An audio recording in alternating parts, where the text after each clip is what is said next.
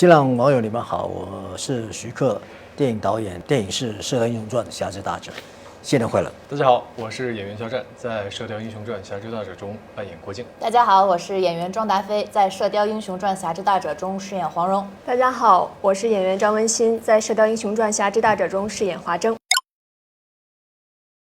因为整个《射雕英雄传》应该是最后总结在他郭靖跟大韩的对话啊，整个《射雕英雄传》的精神都在那个情节里面提升到一个《射雕英雄传》里面的跟别的小说不一样的地方，所以我们在决定要用《射雕英雄传》这个小说的时候，我们就决定这场戏作为我们的跟观众见面的高潮。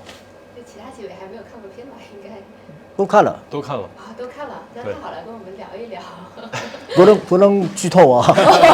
那战战先跟我们说一说你看完电影的感受。看完电影就是一个全新的体验，独属于导演的风格。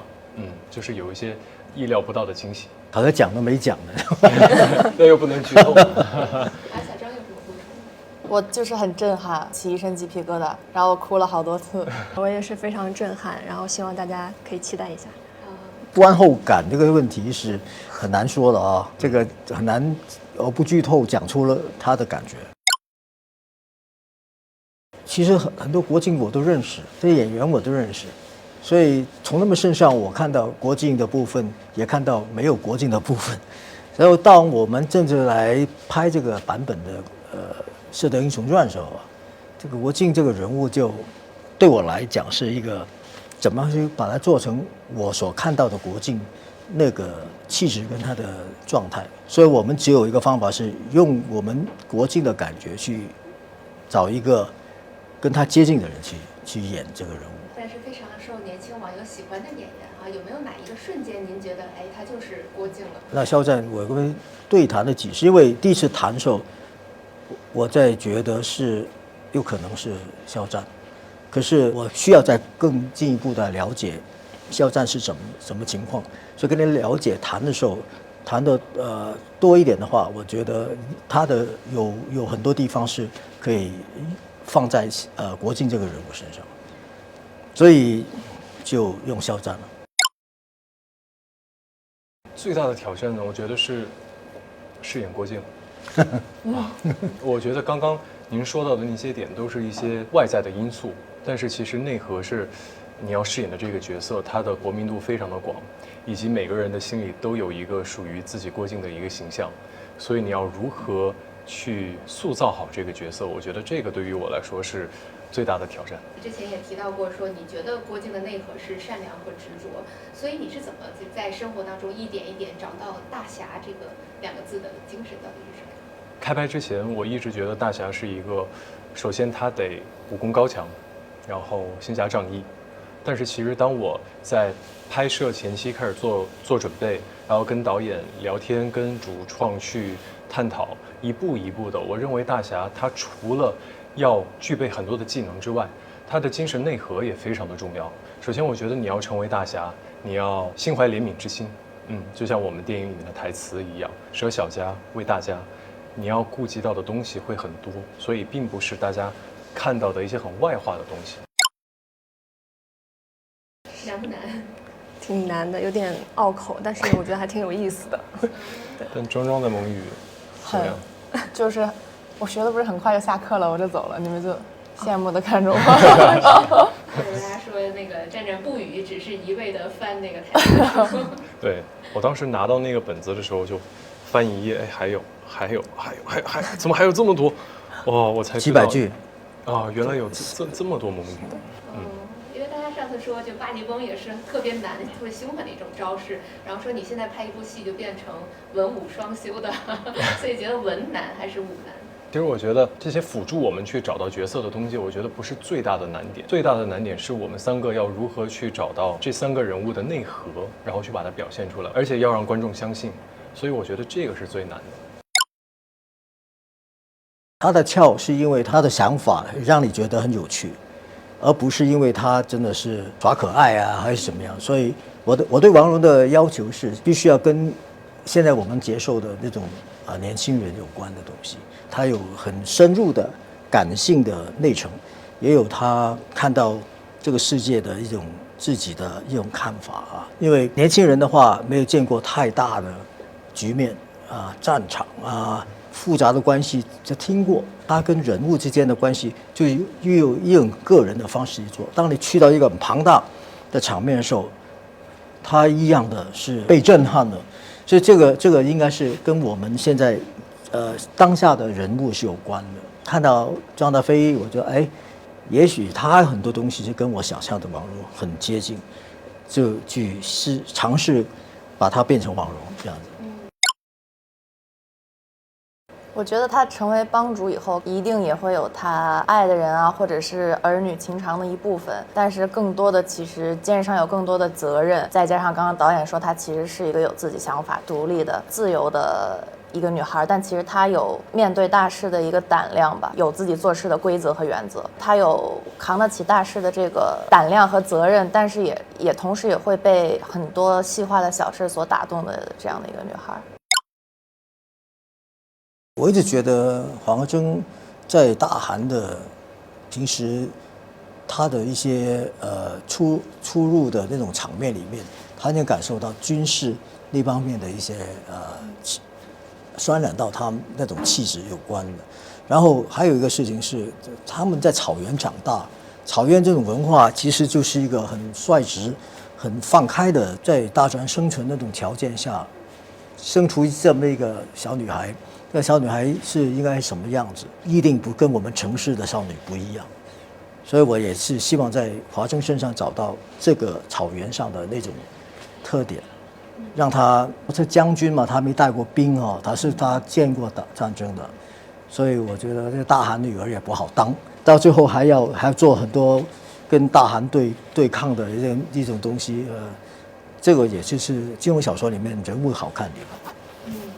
文心对影视圈来说还是很新的一个面孔哈，我好奇您是怎么找到的？以前有一段时间我们有个训练班，训练了他跟一些其他的演员。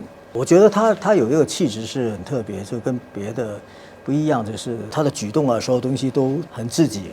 那我这一点上，我觉得如果他来演华筝的话，应该跟中原的人不太一样。压力其实挺大的，因为我第一次演戏嘛。然后又跟很优秀的大家一起合作，所以其实挺紧张的。之前没有什么经验嘛，然后也是在不断的调整自己的心态，然后一步一步的去靠近这个角色。最酷，飞龙在天喽！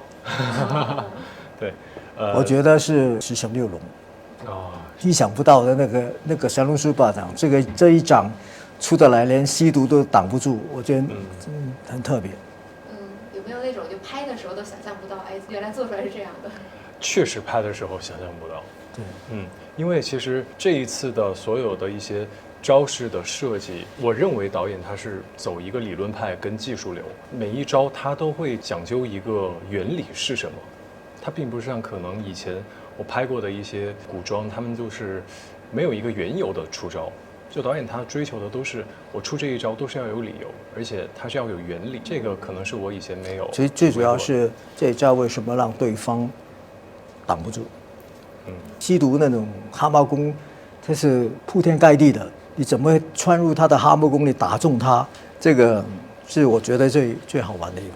很考验想象力的一个。就等于是我们在做一个设计时，这样的话，我怎么攻破你的那一招？也就是我觉得设计这种动作里面最有趣的地方。黄蓉最喜欢招式是什么？我肯定是打狗棒法。对，因为我们打狗棒也有导演比较新奇的设计，所以我拍的时候也不知道呈现出来会是对，它有一些机关的。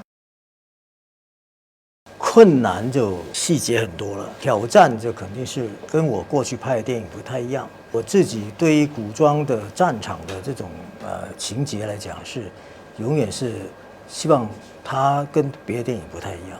比如说我们看到这个战场的情景的话，我希望能够真实到一个观众可以体会到他在里面。在拍的时候常常会希望镜头长一点啊，或者是我们跟人物在同一个地方用一个移动性的那种方式去让观众感受他在千军万马里面怎么样去找到他要找的目标，跟他要做到他能做的事情。所以这个对我来讲是第一次，觉得这个体验是很特别的。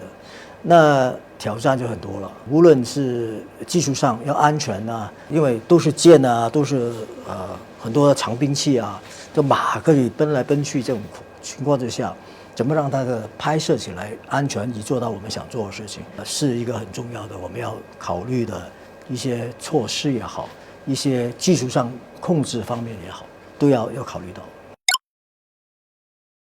因为这个东西啊，我们在看小说里面，常常觉得啊，这是什么东西啊？这个什么样的一个阵法？然后也没有讲。那我们去研发这个阵法，因为我觉得最重要的是我们做出来给观众看，因为观众一定觉得我们不会做的，我们就做给你看。国靖跟黄蓉去偷这个书是需要的，因为他就是克服对方敌军的一个阵法。但你这阵法你不拍出来，人怎么知道你的阵法有什么好处？好，继续。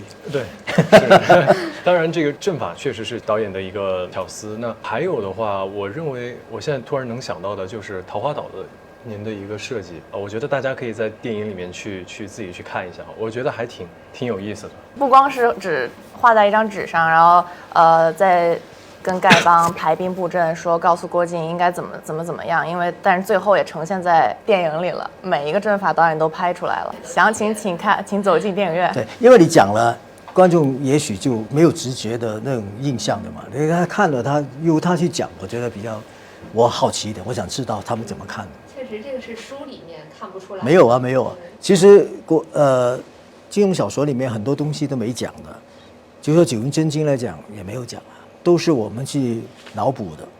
但可电影不能脑补啊，电影需要给观众一个交代，所以我都希望在这些当时原作者让我们脑补的东西，我们用我们解读方式把它呈现出来。其实是我们3个是一起开始学的骑马，然后我们3个人每个人都有一匹自己的马。他的马最难搞，是吧？啊？难道不是我的小红最难搞吗？你那个有点吓人。你的马好像专对你的帽子很有兴趣。帽子。对，文心那一匹是叫什么？叫大白。大白。对。然后我那匹叫小红，那蒙古王。对，其实挺有意思的，每天跟他们相处。选就要看演员嘛，就是没有，我导演选，我们选给他们。导演选。为什么是根据颜色或者身高什么的？根据马的形状跟马跟人的那种看出来的样子来决定这个马属于这个人。文心也来聊聊吧，骑马有没有难忘的？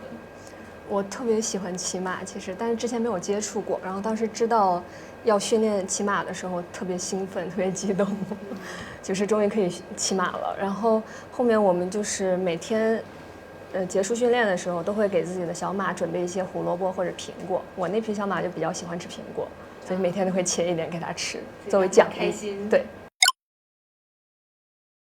我有见过拍大夜的时候，好像可能导演有规定好他必须休息的时间吧，导演不走。就是工作人员说导演该休息了，该休息了这种。导演为什么这么能熬呢？啊？不知道，反正不需要睡觉。睡觉是要的，可是不可能人不可能不睡觉，只不过是有事情做的时候，你就会特别是影响到你睡觉的这种动机没有了，就是把事情搞出来。大部分夜戏都是很紧张的剧情啊，有人潜到军营里面暗杀什么人，还是你们之间要挖掘对方的毛病。然后去互相对抗，这些都是很紧张的剧情，所以放不下来。我自己也想看看这段戏拍出来是长什么样的。那站站也说说，因为就是像徐导都是我们这一代人从小就很喜欢的导演嘛，然后这次这么近距离跟他合作，快给我们讲讲真实的徐导到底是什么样子。导演一直都很 real， 大家就是镜头里看到什么样子，私底下也是这样，全身心的投入在这个拍摄当中。所以我一直认为卷这个字啊，我换一种理解，我觉得是投入跟认真吧。正是因为导演这样的投入，其实会带动我们整个组，大家都很像打鸡血一样，大家其实都是很认真，然后投入在里面。我记得有一次在拍大夜的时候，应该是3点多了，然后我那个时候其实已经有点困了。我去现场的时候，我发现导演还是依旧奋战在第一线，在拍摄现场，然后调机器啊。我那个时候就告诉自己，我一点儿都不困，我还可以再拍。对，所以正是因为有导演这样的这个氛围跟激情在，所以我们大家都是打起12分的精神。文心呢，觉得第一次合作这么大导演会给你什么压力吗？还是说他可以有一些方法来教你？印象最深刻的就是导演画的那个分镜手稿。